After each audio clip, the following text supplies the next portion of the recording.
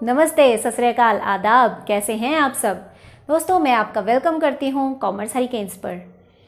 Friends, आपने कभी सोचा है कि जब आप अपना फेवरेट सीरियल देख रहे होते हैं तो बीच में एडवर्टीजमेंट क्यों आती है? यस, आपको मालूम है ना? Very good. तो दोस्तों, आज मैं एडवर्टाइजमेंट टॉपिक पर ही डिस्कस करने वाली हूँ। और सबसे पहले मैं थैंक यू कहना चाहूँगी मिस तनु एंड 52 रिकॉर्ड्स का, जिन्होंने मुझसे रिक्वेस्ट की कि मैं इस टॉपिक पर वीडियो बनाऊँ। Meaning of advertisement and features of advertisement पर मैं ऑलरेडी एक वीडियो बना चुकी हूँ काफ़ी टाइम पहले। आई होप आपने वो देखी होगी। इन केस आपसे वो मिस हुई है तो उसे ज़रूर देखिएगा, आपको लिंक डिस्क्रिप्शन में दे दिया है। और आज हम पढ़ने वाले हैं टाइप्स ऑफ एडवर्टाइजमेंट और प्रोसेस ऑफ एडवर्टाइजिंग। तो दोस्तों, वीडियो बहुत इंटरेस्टिंग होने वाली है क्योंकि बहुत अच्छे लाइव एग्जांपल्स मैं इसमें यूज़ करने वाली हूँ। वीडियो को एंड तक ज़रूर देखिएगा और अगर वीडियो पसंद आए तो अपने दोस्तों के साथ शेयर कीजिएगा, लाइक कीजिएगा और हाँ, चैनल को भी सब्सक्राइब कर दीजिएगा। तो चलिए स्टार्ट करते हैं आज का टॉपिक। दोस्तों, एडवर्टाइजिंग प्रोसेस में जो फर्स्ट स्टेप आता है दैट इज़ ब्रीफिंग। ब्रीफिंग में हम ये डिसाइड करते हैं कि हमारे जो प्रोडक्ट है उसमें क्या खास बातें हैं जो हम अपने कस्टमर को बताना चाहते हैं। यहाँ पर एक छोटा सा ब्लूप्रिंट बनाया जाता है जहाँ पर प्लानिंग की जाती है कि प्रोडक्ट क्या होगा, उसके क्या यूजेस हैं, कस्टमर को अट्रैक्ट कैसे किया जाएगा। इवन कुछ बुक्स में तो ये भी मेंशन है कि यहाँ पर हम अपील भी डिसाइड करते हैं। जैसा कि आप जानते हैं कि 2 टाइप्स की अपील होती है, rational appeal and emotional appeal. तो यहाँ ये भी डिस्कस किया जाता है। अगर आप रैशनल अपील चाहते हैं तो आप प्रोडक्ट के यूजेस कस्टमर को बताएंगे, प्रोडक्ट के बेनिफिट्स और उसके फीचर्स बताएंगे। और अगर आप चाहते हैं कि आप इमोशनल अपील करें कस्टमर्स को तो आप उनके इमोशंस पे हिट करने की कोशिश करते हैं। तो यहाँ पर एडवर्टीजमेंट में क्या क्या चीज़ें होनी चाहिए ये डिसाइड किया जाता है। Next step is knowing the objective. यहाँ पर हम सबसे पहले अपने प्रोडक्ट की एड का ऑब्जेक्टिव डिसाइड करते हैं। एज यू नो, हमारे पास बेसिकली 2 टाइप्स की कंपनीज होती हैं। फर्स्ट वो होती हैं जो कि अभी नई नई बनी हैं, स्टार्टअप है, अभी उनको अपना मार्केट में गुडविल बनाना है। और दूसरी वो कंपनीज हैं जो ऑलरेडी एस्टैब्लिश हो चुकी हैं। दोनों ही तरह की कंपनीज के ऑब्जेक्टिव भी डिफरेंट होंगे। सपोज करते हैं एक न्यू स्टार्टअप कंपनी है तो उसका ऑब्जेक्टिव होगा ज़्यादा से ज़्यादा कस्टमर्स को अपने प्रोडक्ट के बारे में नॉलेज देना, कस्टमर को अट्रैक्ट करने की कोशिश करना, राइट। और जो कंपनी ऑलरेडी एस्टैब्लिश हो गई है उसका ऑब्जेक्टिव है अपनी सेल्स को इंक्रीज करना। तो जिस तरह का आपका ऑब्जेक्टिव होगा आप उसी तरह की ऐड बनाएंगे। तो हमें यहाँ पर सबसे पहले अपने कंपनी का ऑब्जेक्टिव डिसाइड करना पड़ता है और उसके बाद ही हम ऐड के बारे में सोचते हैं। Next is research. रिसर्च में हम क्या करते हैं कि पूरे एनवायरनमेंट की स्टडी करते हैं। As you know, environmental factors बहुत सारे हैं जो हमारे बिजनेस को अफेक्ट करते हैं, like competitors, customers, government, suppliers. तो इन सभी के बारे में डिटेल्ड इन्फॉर्मेशन कलेक्ट करना और उसके बाद प्लानिंग करना ही रिसर्च होता है। Next is target audience. Audience वो होती है जो आपके ऐड को देख रही है या सुन रही है। तो यहाँ पर हम ये डिसाइड करते हैं कि हम जिस ऑडियंस को अपना प्रोडक्ट बेचना चाहते हैं वो ऑडियंस कौन सी है। क्योंकि ऐसा नहीं है कि आप जो ऐड दे रहे हैं वो पूरे इंडिया के कस्टमर्स को अट्रैक्ट करने के लिए है, ऐसा नहीं है। आपका मेन फोकस जो है वो टारगेट जो है वो उस ऑडियंस पर है जो ऑडियंस आपके प्रोडक्ट को परचेज कर सकती है। सपोज करते हैं कि आप एक हेल्थ ड्रिंक बना रहे हैं जो कि बच्चों की ग्रोइंग एज में बहुत यूज़फुल है। तो ऐसी कंडीशन में आपका टारगेट ऑडियंस होगा उन बच्चों के पेरेंट्स, क्योंकि पेरेंट्स को अगर आप अट्रैक्ट करेंगे तभी वो बच्चों के लिए हेल्थ ड्रिंक खरीदेंगे, राइट। इसके लिए आपको गवर्नमेंट को अट्रैक्ट करने की तो ज़रूरत नहीं है ना। हालांकि आपकी एडवर्टीजमेंट कोई भी देख सकता है, लेकिन आपका मेन फोकस होगा अपने टारगेट ऑडियंस पर, यानी अपने पेरेंट्स पर। तो वही चीज़ है कि हम यहाँ पर ये डिसाइड करते हैं कि हमारा जो प्रोडक्ट है वो किस तरह के लोगों के लिए है और कौन सी ऑडियंस है जिसे हमें वो ऐड दिखानी है, और उसके अकॉर्डिंग ही फिर हम ऐड बनाते हैं। नेक्स्ट इज मीडिया सिलेक्शन और you can say media mix. Media selection का मतलब कि हम जो एडवर्टीजमेंट दिखाना चाहते हैं वो किस मीडिया से दिखाएंगे।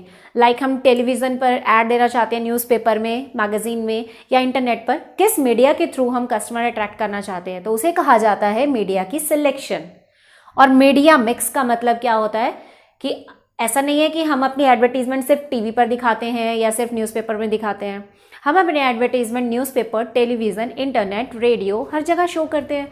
तो हमने डिफरेंट मीडियाज़ को इकट्ठा किया है अपनी ऐड पब्लिश करने के लिए, तो वो हो जाएगा मिक्स, मीडिया मिक्स। जब आप डिफरेंट मीडिया को यूज़ करते हैं अपनी ऐड करने के लिए। नेक्स्ट, आपने यहाँ पर ये सब डिसाइड कर लिया, अब आपका काम है सेटिंग द बजट। बहुत इंपॉर्टेंट। बजट ही ये डिसाइड करता है कि किस मीडिया से एडवर्टीजमेंट करेंगे। अगर बहुत ज़्यादा हैवी बजट है तभी तो हैवी एडवर्टीजमेंट कर पाएंगे। अगर हैवी बजट ही नहीं है तो आप हैवी एडवर्टीजमेंट्स नहीं कर पाएंगे, या फिर करेंगे तो बिल्कुल ही स्मॉल लेवल पर। ठीक है, तो यहाँ पर हम ये डिसाइड करते हैं कि हमारा जो बजट होगा, मतलब एडवर्टीजमेंट में हमें जो खर्चा करना है वो कितना होगा, किस मीडिया में हमें कितना खर्चा करना है। नॉर्मली जो कंपनीज हैं वो टेलीविज़न ऐड पर सबसे ज़्यादा बजट अपना डालती हैं। न्यूज़पेपर में और इंटरनेट का वो यूज़ बहुत रेयर करते हैं, ज़्यादातर वो उनका फोकस होता है टेलीविज़न, क्योंकि ऑल ओवर इंडिया सबसे ज़्यादा लोग जो हैं टेलीविज़न को देखते हैं। अब बजट सेट करने के भी हमारे पास काफ़ी सारे मेथड्स हैं जो हम डिटेल में फिर कभी डिस्कस करेंगे। आज आपको शॉर्ट में बता देती हूँ। एक मेथड होता है परसेंटेज ऑफ सेल्स मेथड, यानी जहाँ पर हम अपने सेल्स का कुछ परसेंट इंक्रीज कर देते हैं और उसमें बजट में यूज़ कर लेते हैं। दूसरा कॉम्पिटिटर्स मेथड, जो बजट कॉम्पिटिटर का है हम भी वही बजट लेकर चलते हैं। थर्ड अफोर्डेबल मेथड, मतलब जितना बजट हम अफोर्ड कर सकते हैं हम उतना ही खर्चा करेंगे। ठीक है, नेक्स्ट आता है, अब आपने सब कुछ डिसाइड कर लिया, अब आप डिज़ाइनिंग करेंगे और ऐड को क्रिएट करेंगे।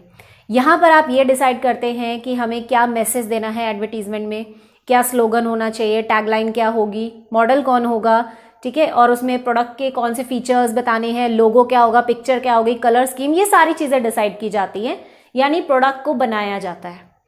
देन परफेक्शन, आपने प्रोडक्ट बना लिया, ऐड बना लिया, तो आपका काम खत्म नहीं हो गया है। आपने उस ऐड को एडिटिंग भी करनी है। एडिटिंग का मतलब होता है कि आप चेक करते हो एक बार से दोबारा से कि कहीं ऐड बनाते हुए कोई कमी तो नहीं रह गई या कोई मिस्टेक तो नहीं हुई, अगर हुई है तो उसको करेक्ट करना।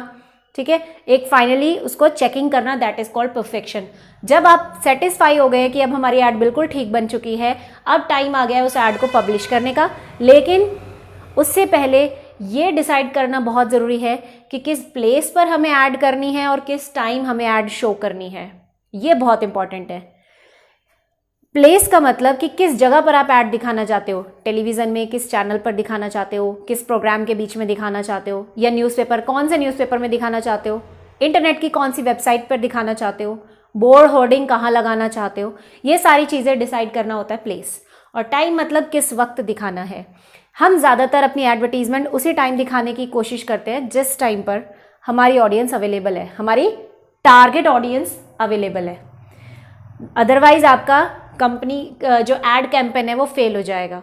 सपोज करते हैं आपने ऐड बनाई है स्मॉल किड्स के लिए जो 5, 6, 7 एज के ग्रुप में हैं, और कुछ खाने पीने का फूड आइटम आपने नया बनाया जो आप आप अपने स्टूडेंट्स उनको दिखाना चाहते हैं, अपने ऑडियंस को। तो ऑब्वियसली आप उस टाइम पर दिखाएंगे ना जिस टाइम बच्चे अवेलेबल है। अगर आप मॉर्निंग टाइम पर अपनी ऐड दिखा रहे हो तो उसका तो कोई फायदा ही नहीं है, क्योंकि मॉर्निंग में बच्चे स्कूल चले जाते हैं। ठीक है ना, तो आपको इवनिंग में दिखाना चाहिए। और प्लेस यानी उन चैनल्स पर दिखाना चाहिए, लाइक कार्टून, बच्चे कार्टून सबसे ज़्यादा पसंद करते हैं, तो कार्टून चैनल पर दिखाना चाहिए, तभी ऐड कामयाब रहेगी। Next is execution. एग्जीक्यूशन का मतलब अब उस ऐड को पब्लिश कर देना है, ऑन एयर कर देना है। ठीक है, जो जो आपने मीडिया सोचे थे उन सभी मीडियाज पर अपने ऐड को शो करना है। एंड देन परफॉर्मेंस और इवैल्यूएशन। यहाँ पर हम क्या देखते हैं कि हमने जो ऐड शो की है उस ऐड का कुछ फ़र्क भी पड़ा कि नहीं, कस्टमर उस ऐड से अट्रैक्ट हुआ या नहीं, सेल्स में कुछ बढ़ोतरी हुई कि नहीं। अगर ऐड का कोई इफेक्ट ही नहीं होगा तो हमारा ऐड कैंपेन फेल है। अब कैसे आपको पता चलेगा कि ऐड का इफेक्ट पड़ा है? अगर सडनली आपकी सेल्स इंक्रीज होना स्टार्ट हो जाए, मार्केट में आपके प्रोडक्ट को कस्टमर पसंद करने लगे, आपके पास कॉल्स आ रही हैं, आपके पास ऑर्डर्स आ रहे हैं, तो इसका मतलब कस्टमर ऐड से अट्रैक्ट हुआ है। अगर कोई भी इंक्रीमेंट कुछ भी नहीं नज़र आ रहा, इट मीन्स ऐड फेल हो गई है। तो ये था हमारा एडवर्टाइजमेंट प्रोसेस। नेक्स्ट हम डिस्कस करते हैं about the types of various advertising. दोस्तों, जैसा कि आप देख सकते हैं मैंने टाइप्स ऑफ एडवर्टाइजिंग को एक चार्ट के रूप में आपके सामने रखा है। अगर आप एग्जाम में भी इसी तरीके से चार्ट बनाकर लिखेंगे तो आंसर बहुत इंप्रेसिव लगता है। बेसिकली डिफरेंट बुक्स में, जैसा कि आप सब अलग अलग बुक्स पढ़ते होंगे, तो डिफरेंट ऑथर्स ने इसको अलग अलग तरीके से बताया, बट मैंने कोशिश की है उन सभी को सम अप करके एक बेस्ट आंसर आपको देने की। तो अकॉर्डिंग टू मी हमने जो एडवर्टाइजिंग के टाइप्स बनाए हैं वो 6 कैटेगरीज में डिवाइड किए हैं। यानी हम ये कहते हैं कि इन चीज़ों के बेसिस पर एडवर्टीजमेंट को बांटा गया है।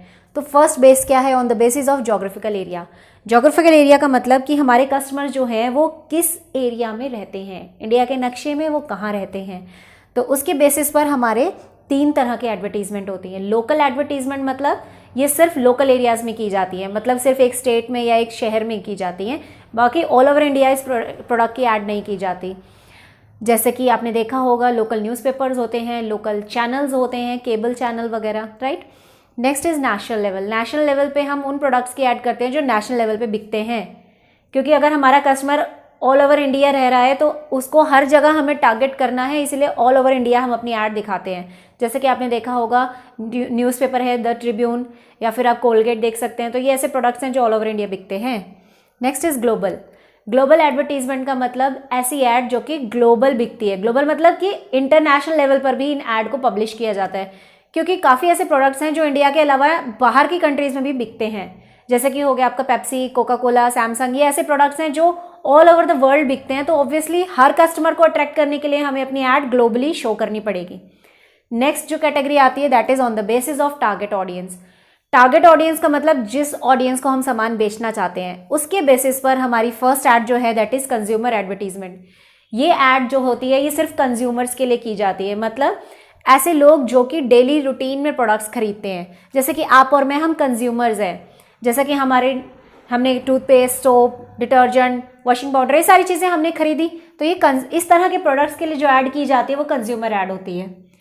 Next is trade advertisement. Trade advertisement का मतलब होता है कि जब एक प्रोड्यूसर कोशिश करता है होलसेलर और रिटेलर्स को अट्रैक्ट करने की, और फिर होलसेलर और रिटेलर जो हैं उस प्रोडक्ट को कंज्यूमर तक पहुंचाते हैं, राइट। जैसा कि आपने देखा होगा फ्रेंचाइजी होती है, ठीक है, मोदी केयर प्रोडक्ट हैं, इसमें हम क्या करते हैं, होलसेलर को बेचते हैं और फिर होलसेलर आगे कस्टमर को बेचता है। Next is industrial advertisement. इस तरह की ऐड टीवी में नहीं आती, क्योंकि ये इंडस्ट्रियल प्रोडक्ट्स के लिए होती है। मतलब बड़ी बड़ी हैवी इंडस्ट्रीज़ में हैवी मशीन्स जब यूज़ की जाती है ना, तो उन मशीन्स को खरीदने के लिए और कस्टमर को अट्रैक्ट करने के लिए हम ये ऐड पर्सनल लेवल पे करते हैं। इसके लिए पर्सनल सेलिंग ज़्यादातर यूज़ की जाती है। जैसा कि अगर आपने क्रेन खरीदनी है या लेथ मशीन बड़ी बड़ी मशीन कंपनीज़ में, तो उसके लिए हम इंडस्ट्रियल ऐड करते हैं। नेक्स्ट इज़ प्रोफेशनल एडवर्टीजमेंट, जो प्रोफेशनल्स के लिए की जाती है, लाइक डॉक्टर्स, इंजीनियर्स, लॉयर्स, इनके लिए। जैसा आपने देखा होगा ना कि मेडिकल रिप्रेजेंटेटिव होते हैं, वो डॉक्टर्स को सामान बेचते हैं, ठीक है। Next is agriculture advertisement. ये एग्रीकल्चर प्रोडक्ट्स के लिए होती है और ऑब्वियसली ये किसानों को ज़्यादा अट्रैक्ट करती है, जैसे कि फर्टिलाइजर, सीड्स के लिए, राइट। नेक्स्ट हमारा आता है media use on the basis of media. Media के बेस पर हमारी जो ऐड है वो 3 टाइप्स की होती हैं।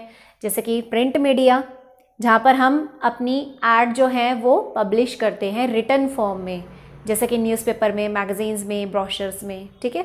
नेक्स्ट है ब्रॉडकास्ट मीडिया। ब्रॉडकास्ट का मतलब होता है जब आप टेलीविज़न पर, रेडियो पर या इंटरनेट पर अपनी ऐड को शो करते हैं। Outdoor advertisement. आउटडोर एडवर्टीजमेंट का मतलब है कि आपने देखा होगा रोड्स के साइड में बड़े बड़े बोर्ड लगे होते हैं, होर्डिंग्स होते हैं, ठीक है, वो होता है आउटसाइड एडवर्टीजमेंट। नेक्स्ट आता है हमारा on the basis of appeal made, यानी कि हम कंज्यूमर को किस तरह की अपील कर रहे हैं। अपील का मतलब उस पर किस तरह का प्रेशर डालने की कोशिश कर रहे हैं। तो हमारे पास 2 टाइप्स की अपील हैं, rational and emotional. Rational appeal जो है वो रैशनल कंज्यूमर के लिए होती है। रैशनल का मतलब जब कोई कंज्यूमर सोच समझ के बिल्कुल समझदारी से प्रोडक्ट खरीदता है, वो बिल्कुल भी इमोशनल नहीं होता, आप उसे फूल नहीं बना सकते। वो जानने की कोशिश करता है कि पहले प्रोडक्ट में क्या खासियत है, वो दूसरे प्रोडक्ट से कैसे डिफरेंट है, और जब वो सेटिस्फाई होता है तभी वो प्रोडक्ट लेता है। तो ऐसे कंज्यूमर्स के लिए आप जो ऐड बनाएंगे उसमें आप प्रोडक्ट के यूजेस बनाएंगे, बेनिफिट्स बताएंगे, और ये कोशिश करेंगे बताने की कि वो कॉम्पिटिटर से कैसे अच्छा है, ठीक है। और इमोशनल अपील वो होती है जिसमें हम कंज्यूमर को इमोशनली ब्लैकमेल करके अपना प्रोडक्ट सेल करने की कोशिश करते हैं। जैसा आपने देखा होगा LIC की ऐड आती है, ठीक है, हेल्थ इंश्योरेंस की ऐड आती है, वो आपको बोलते हैं ना कि अगर आपकी हेल्थ गिर गई तो इतना खर्चा आप एकदम से कैसे देंगे, हॉस्पिटल्स का बिल बढ़ जाएगा, तो वो आपको इमोशनली अपील करते हैं कि आइए ये हेल्थ इंश्योरेंस ले लीजिए वरना नुकसान होगा।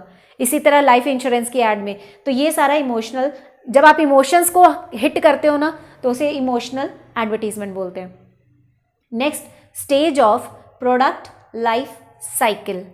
प्रोडक्ट लाइफ साइकिल का मतलब हमारा जो प्रोडक्ट है वो कौन सी स्टेज पर है उसके बेस पर ऐड की जाती है।